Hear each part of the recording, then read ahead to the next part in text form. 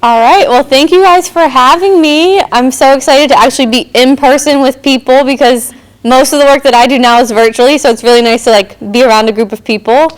You guys seem like you have a really nice community here, so thank you for having me. Kendall asked me to come talk to you guys about healthy eating, so that's what we're going to talk to you about today.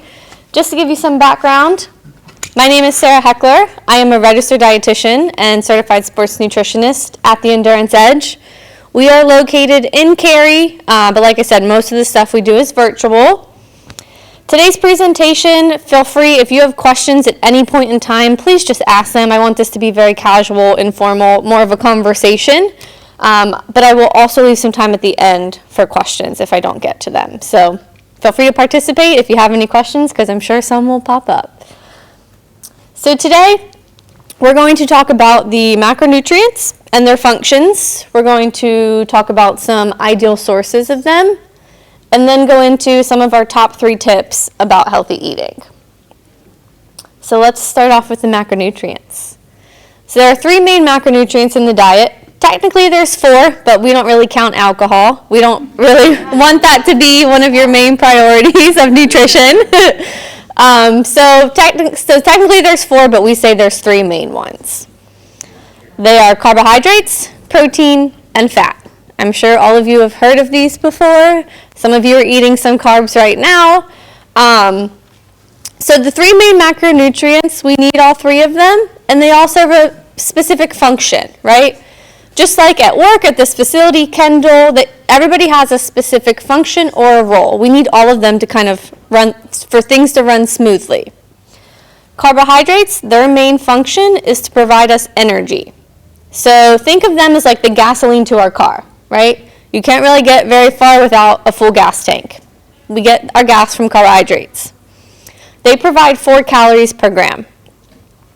Protein, the next macronutrient, its main function is to provide satiety, which that means fullness. It also helps with building muscles. So if you're trying to, increase your muscle mass, tone up a little bit, protein is important for that. And it also aids in immunity. Protein also provides 4 calories per gram, so comparable to carbohydrates. The last macronutrient, which gets a lot of hate, as does carbohydrates, is fat. A lot of people are fat phobic, and the reason is because it's very calorically dense. So it provides 9 calories per gram, which is more than double protein and fat. However, we do need fat in our diet. It has some really important functions. It aids in satiety as well as protein, so it keeps us full. It also cushions our organs, which we need those to stay alive, right? We want them to be nice and happy and cushioned. And it helps with the absorption of fat-soluble vitamins. So these are vitamins A, D, E, and K. I'm sure you guys have heard a lot about vitamin D lately with COVID and maintaining immunity. So in order to absorb vitamin D, you need a little bit of fat with it. So we need all 3. We can't just have carbohydrates, we can't just have fat, and we can't just have protein. A lot of times when people kind of go on a healthy eating journey, they might try to eliminate one for a multitude of reasons. That's not really the best route because, like I said, they all have very specific functions. So as you can see, protein and fat are the 2 that keep us full. So if you are hungry and you sit down and just have an apple, which is a carbohydrate, probably not going to be full, right? So in a couple slides, we'll get into kind of how we balance these macronutrients, but I at least want you to know the function of each of them and why we need each. So let's talk about some sources. As with anything in life, there are good things and bad things under every category, right? When we talk about carbohydrates, every time I say carbs, people immediately go to pasta, bread, rice, all of the starchy carbs. But fruits and vegetables are also carbohydrates. We kind of forget about those under the carb category. So the way that you can kind of classify these 2 is the starches, if you want to kind of separate those out. Think of those as kind of giving you a little extra fuel, right? They have a little bit more carbohydrates than the fruits and vegetables. So in our practice, we call the starchy carbohydrates extra fuel.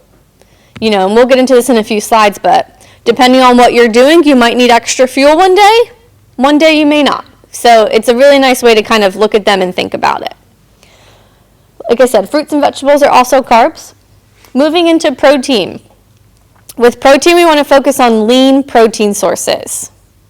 When I say lean, we're talking about the lower fat proteins.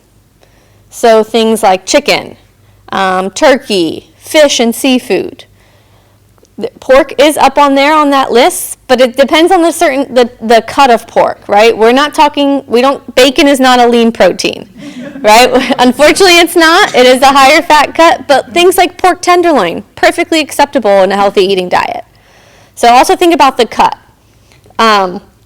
Eggs and Greek yogurt are also really great sources of protein. And then there's the plant proteins. I heard a few of you earlier talking about like vegan and vegetarian. So soy products like tofu and tempeh, edamame, and then beans as well. These are all really great sources of protein. As you can see, beans are listed on both carbs and protein. This is because they're kind of 50-50. They give us both, so we need to kind of categorize them as both. Moving on to fat. With fats, we do want to prioritize the healthy fats, is what we call them, or the unsaturated fatty acids. These are things that are listed on the slide, so fatty fish like salmon, oils like olive oil, nuts and seeds, and avocados. This is what we want to make up the majority of our fat intake. We really want to try and limit what's called saturated fat, so the bacon, the cheese, the butter. That's where we really want to try and limit those because of their implications with heart disease. Nuts and seeds are not listed in the protein category, even though they do have some protein, because they are predominantly fat. So we don't really consider them a protein source, we consider them a fat source, even though they do have a little bit. Just kind of clarify that. And then the last thing with fat to note or to mention is trans fats. We really want to avoid those as much as possible. These are not natural products. These are things that were made by humans. And they're predominantly in like baked goods and processed and packaged foods. So we want to try and avoid those as much as we can. But these are our main fat sources that we want to include in our healthy eating diet. Before I kind of move on to healthy eating tips and building plates and things like that, does anybody have any questions or thoughts about macronutrients that they want to ask or share with the group? Yeah, go ahead. So because peanuts are really a bean, not a nut, do you consider those proteins or fat? So they're not a bean, they're a legume, technically. Their nutrient composition leans more towards fat. They have a higher fat profile than they do like carbohydrates or protein. So yes, they're technically a fat, but great source. Great question, excuse me. Any other questions? Yeah. So is there a way we can define what's protein, what's fat, or what's carbs, like especially for packed foods? For like packaged foods? Yes. Yeah, so if you look at these sources, like let's say for example you buy pre-made lasagna at the store, right? Let's say it's a meat sauce lasagna. So the meat would be your protein source, the cheese would be your fat, and then the pasta noodles and the tomato sauce would be your carbohydrates. So you kind of can break it up. And by the sources of what's in it, does that answer your question? Yes, but I have a follow-up question. Yeah. So how do I know what amount of categories like I need to consume? Yeah, great question. So we'll get into this in our next slide here too. But the question is, it depends. Honestly, with nutrition, the answer is always it depends because it's so individualized. I cannot sit here and give you a blanket amount that's going to work for all of you. We are all very unique individuals and we all have very unique needs. So the amount of each is going to depend on you as a person, if you have any medical conditions, what your goals are. Like, are you trying to lose weight, build muscle, maintain your weight? Do you have hypothyroid, hyperthyroid? There's a lot that goes into it. So that's why we're working with a professional. They can help determine kind of exactly what would be a good distribution for you. I will say, even though I just said I couldn't give you a number for all of you, a general kind of starting point for most people is 30% protein, 30% fat, 40% carbs. Just as kind of like a starting point. I'm not saying all of you should go do that, but like I said, it depends on your goals. So that's just kind of like a baseline, if you will. Any other questions before moving on? Okay, great questions. All right, so now let's talk about, now we kind of have an understanding as to what makes up food and eating. Let's talk about some tips for healthy eating. Healthy eating can be challenging, especially in the world we live in, so we try to make it into smaller steps, smaller actionable items so that it's not so overwhelming. So my top 3 tips, like if I had to boil it down to just 3 things, I would say create a schedule, balance your meals, and increase your fiber. If you do nothing else, if you do those 3 things, I guarantee you will probably see some benefits, whether it's weight loss, whether it's sleeping better, more energy, feeling better. So let's kind of dive into these a little bit more. So schedule. The reason behind this schedule is we're trying to create a habit here, right? We want healthy eating. We want reaching for the veggies instead of the French fries to just be automatic. We don't want to have to think about it. So we need to create that habit so that our bodies are used to it and it becomes automatic. The schedule helps us do so, right? If one day you have breakfast, lunch, and dinner, the next day you skip lunch, the next day you don't have breakfast, our bodies get confused and they don't really know what's going on. They don't know what to expect. So having a very specific schedule with some flexibility that you stick to is really going to help you make those healthy eating choices. Everyone's schedule is going to be different because everybody's life is different. I would say at the very least, try to have 3 eating opportunities. I like to call them eating opportunities instead of meals and snacks because, like I said, everyone's different. But if you can have about 3 eating opportunities throughout the day, that's going to be what's best for your body. We want to be well-fueled consistently throughout the day. So we don't want to, and I know intermittent fasting kind of goes against this, which if you have questions about that, we can discuss that. But what works best is a consistent intake because it balances our blood sugars. We don't want to not eat all day long, have our first snack around 2 and then have dinner. Because oftentimes what happens is what's called backloading of calories, and all night long you're just snacking and hungry and eating everything in sight, right? And we make so many decisions throughout the day. By the end of the day, we get what's called decision fatigue. We get tired and we just don't make the best choices as compared to if we had to make those decisions earlier in the day. So sticking to that schedule and fueling your body well throughout the day is what is going to help you make some of those healthy eating choices. So rule of thumb is you want to kind of eat every 3 to 4 hours. And like I said, everybody's different. That's why I say just try and get like 3 eating opportunities throughout your day, okay? So that's kind of a little tidbit on schedule. Like I said, the whole point is to just set a routine so that you create that habit. It takes about 28 to 30 days to create a habit. So if you have a very specific routine, your body's going to get used to it and it's going to know what to expect. With schedules, I often get the question, well, what about the weekends? During the week, it's easy. Well, yes, during the weekends, it's a little bit more challenging. You want to stick to the same pattern, but your timing might be different. So let's say, for example, during the week, breakfast is at 8, lunch is at noon, dinner is at 5. Well, maybe on the weekend, breakfast is at 9 or 10, lunch is at 1, and dinner is at 6 or 7. You still have that same pattern. The timing has just been pushed back, okay? You don't want to have a schedule, a very nice schedule during the week, and then on the weekend, skip all your meals and just throw it out the window because you're going to kind of like take 2 steps forward and 1 step back, 2 steps forward and 1 step back. Let's move on to fiber next. So fiber. It is very well known that most Americans do not get enough fruits and vegetables. There are plenty of studies on it, and it's not like we're missing it by 1 or 2, we're missing it by a lot. So if there's anything else that you want to do to help with healthy eating, increase your fiber intake, increase your fruit and vegetable intake. This can be something that could, that you can work on over time. My suggestion would be is figure out where you're right now.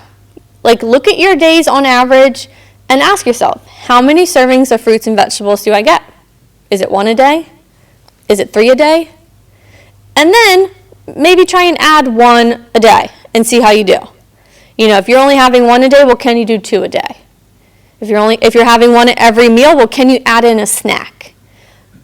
can you double your portion at dinner? Maybe you only have like 2 heads of broccoli at dinner. Can you have 4?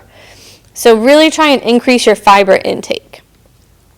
Snacks are a really great way to get in fruits and vegetables. So that can be another opportunity for you. And then meals. On the next slide, I'll kind of get into how to build a meal to make sure that you always have a fruit and vegetable.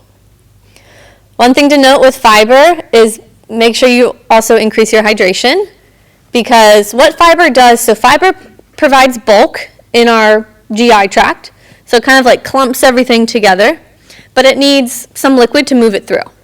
So if we clump everything together and we don't provide liquid to move it through, we're going to feel a little bit uncomfortable. We're going to be a little constipated. So we just want to make sure that we have enough hydration so that we're moving it through. All right, moving on to balance. So I've kind of hinted on this a little bit. When you are kind of, following a healthy eating pattern or trying to improve what you're eating, a big thing that you really want to do is balance your meals appropriately. Thinking back to a couple slides, carbs don't fill us up, but they provide us energy, so we need them. But we have to balance it with protein or fat.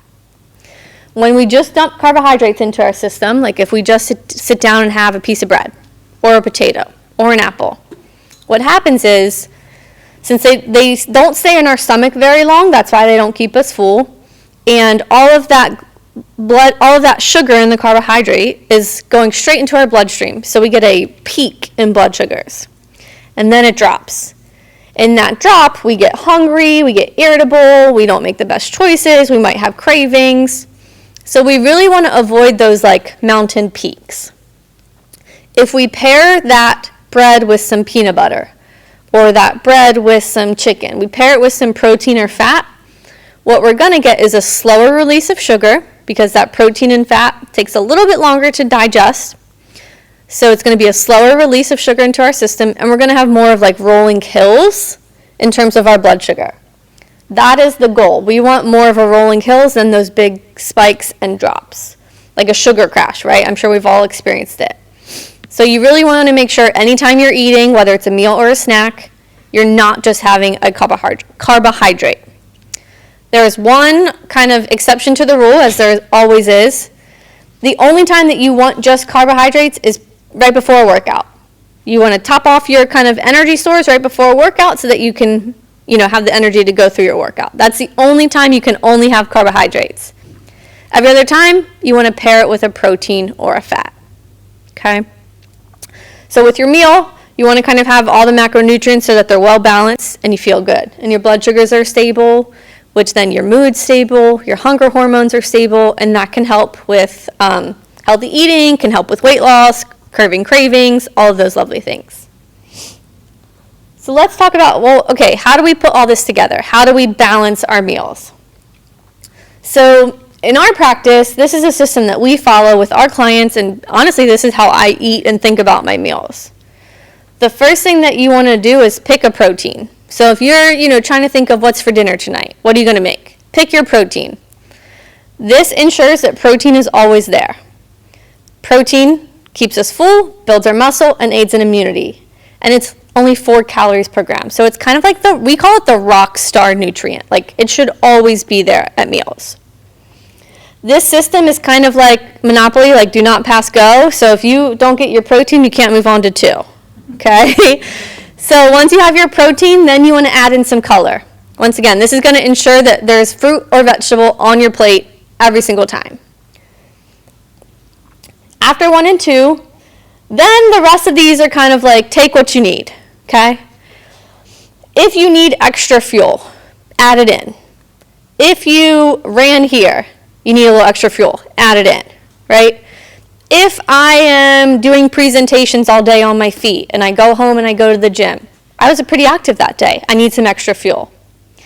If I'm sitting in front of my computer counseling clients for 8 hours a day and it's my rest day and I don't go to the gym, I don't really need that much extra fuel. So take what you need. If you need some extra fuel, and once again, these are the starches. These are the breads, the rice, the pastas.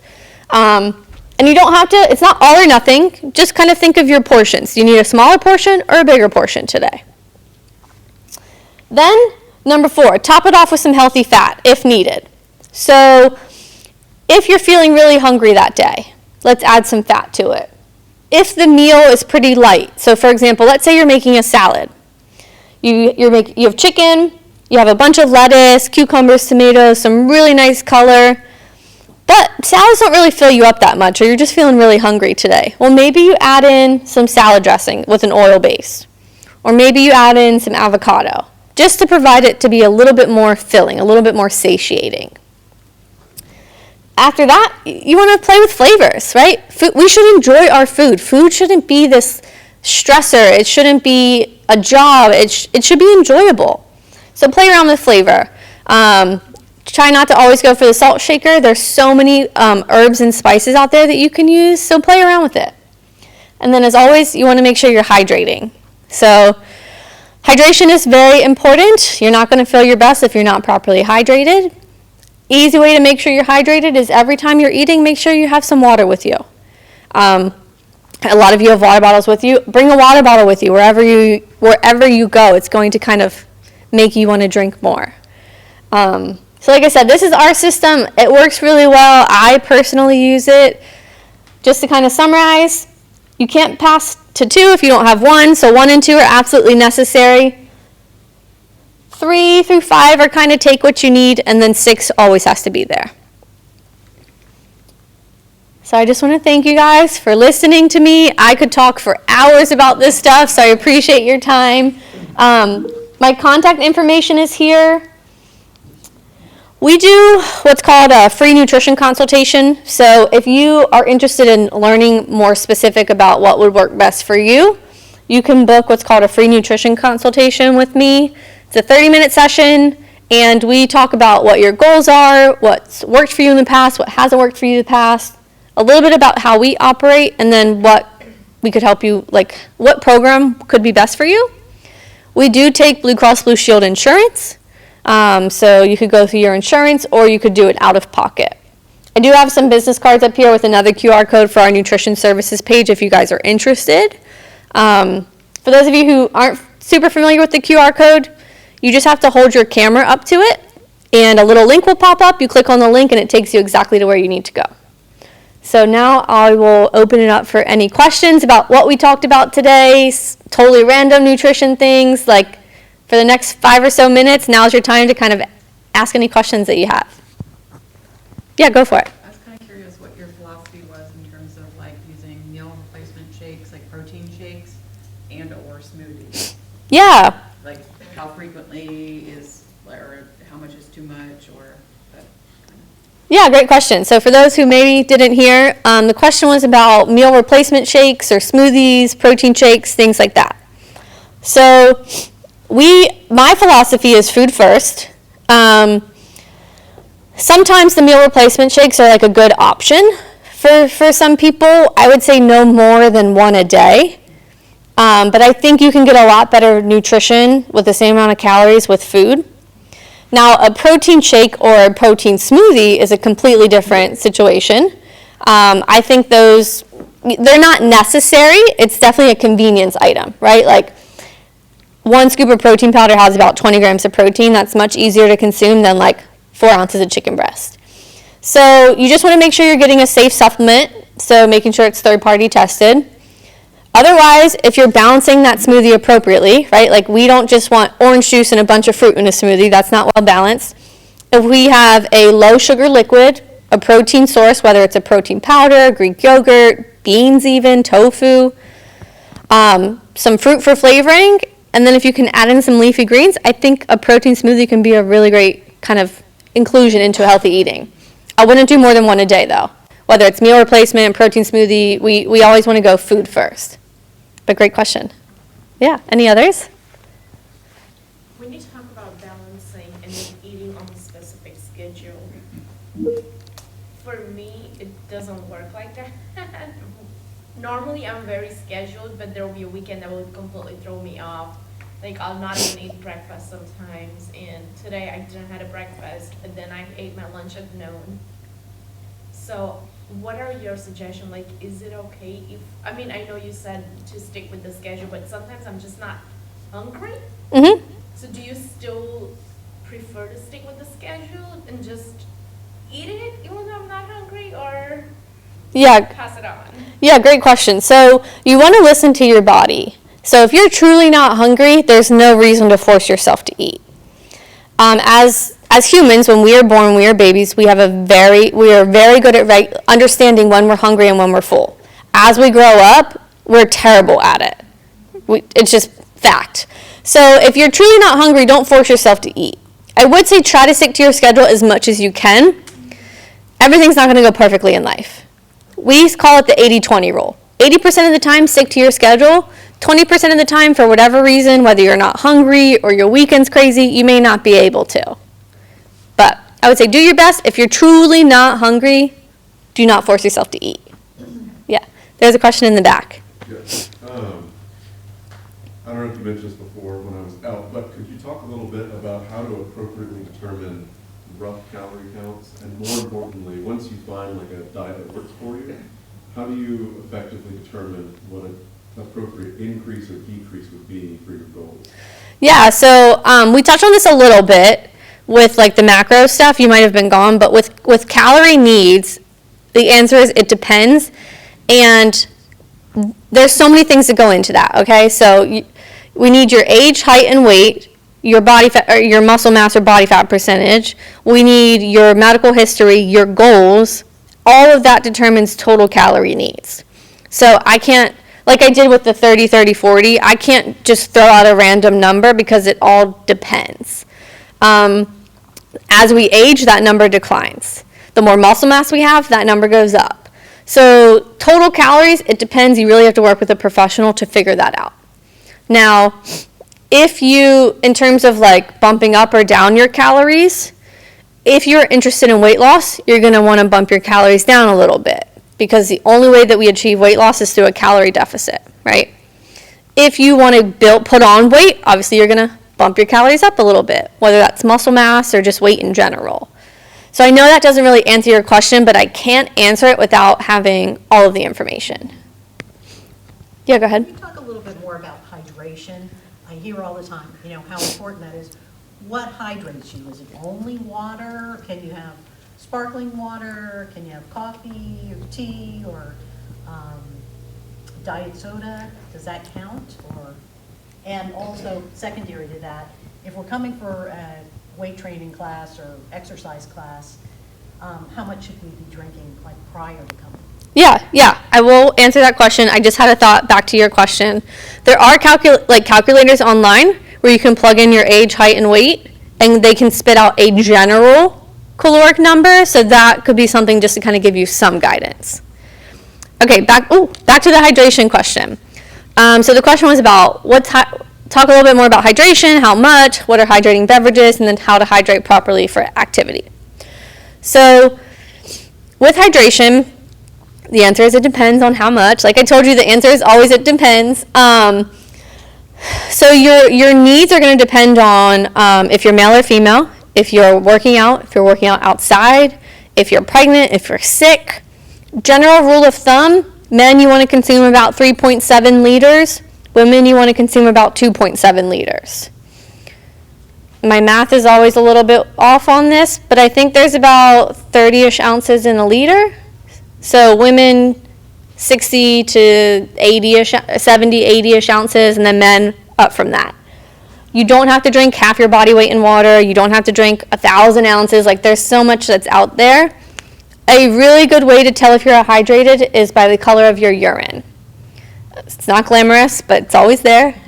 It doesn't have to be clear. A lot of times you hear drink until it's clear. That's not necessarily true.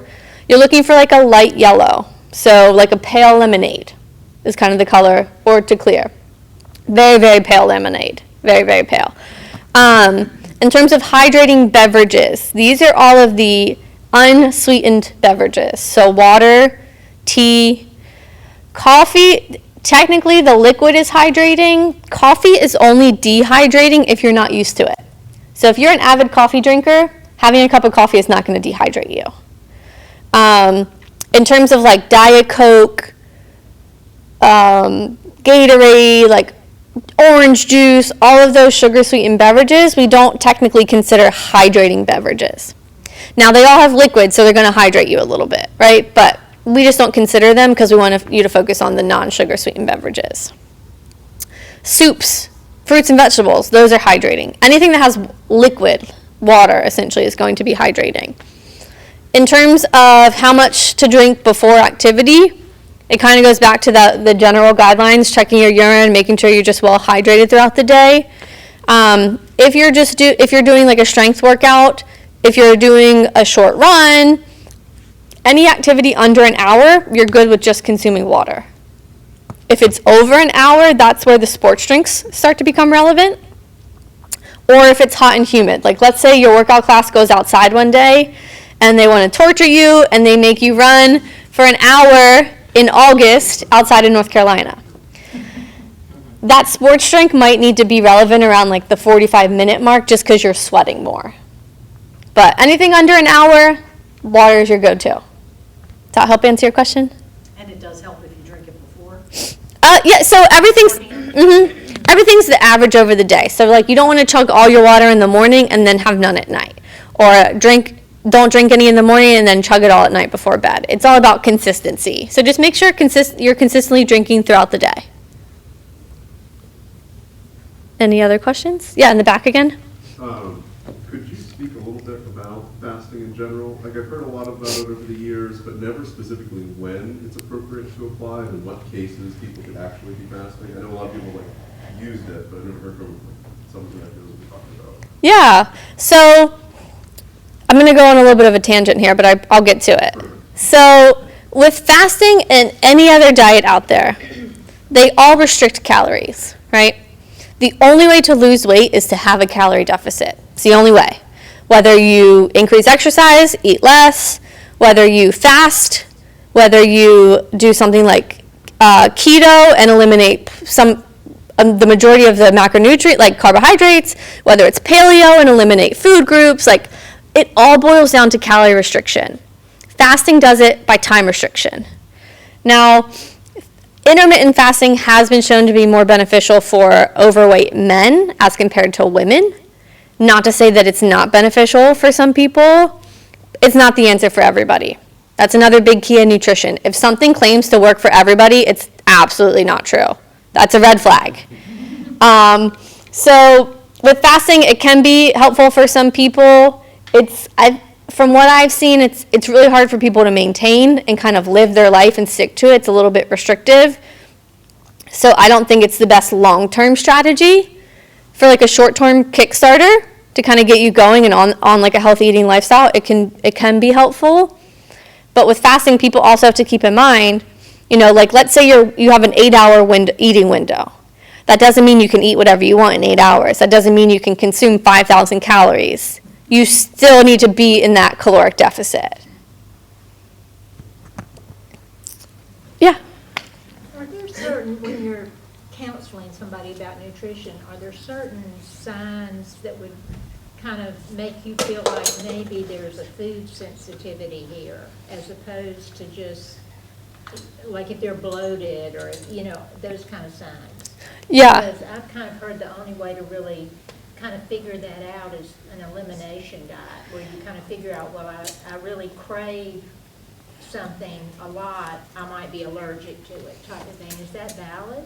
Yeah, so the question was about food sensitivity, symptoms, and kind of how to determine that. Food sensitivities are hard because there's so many different symptoms or reactions, and everyone's reaction is different. It's a little controversial in the field right now. There's some testing out there. Some people say it's accurate and valid. Some people say it's not. I'm kind of on the fence about it. The bloating can be a sign. GI issues can be a sign, like skin rash, things like that, headaches. Like there's so many things that can be a sign. You're correct in that the only way to kind of not diagnose, but to kind of pinpoint what's going on is a strict elimination diet. And let me tell you, they are not fun. They are really hard. So essentially what you have to do for 2 weeks is kind of like cut back on your foods, clean out your system, and then every day you can only introduce one thing and just that thing. So let's say, for example, you have a question about sweet potato, right? Once you go through your kind of detox phase of the elimination diet. Monday, you just eat a sweet potato, nothing else. No salt, no oil, no butter, because you need to pinpoint that it's that exact food. And sometimes what happens is, it may not be that half a cup of sweet potato, but when you're having a sweet potato at every meal or every day, then you get a reaction. So it's kind of hard. Food sensitivities are pretty hard, but if you have a true food allergy, that's a little bit easier to kind of diagnose. I would say, if I can give you any advice, if you are having a lot of discomfort, whether it's bloating and GI, those are kind of the big two, start to kind of track your symptoms, track your intake. Like I have one client who's having a lot of GI issues, and after every meal, she just kind of journals how she feels so that we can kind of see patterns. Now we're starting to realize, okay, every time she has gluten and eggs, she typically has them together, so we haven't been able to pinpoint one, but every time she has gluten and eggs, she feels sick. So tracking those symptoms and journaling and seeing patterns is what's helpful. You can do the elimination diet if you want, but it's going to be for some weeks of just not feeling great and not really enjoying your food. Yeah, good question though. Any others? All right, well, I'll hang around for a few minutes. Like I said, I have business cards if you want to take one. Thank you guys so much for having me, and I hope you enjoy the rest of your day. Thank you. Thank you.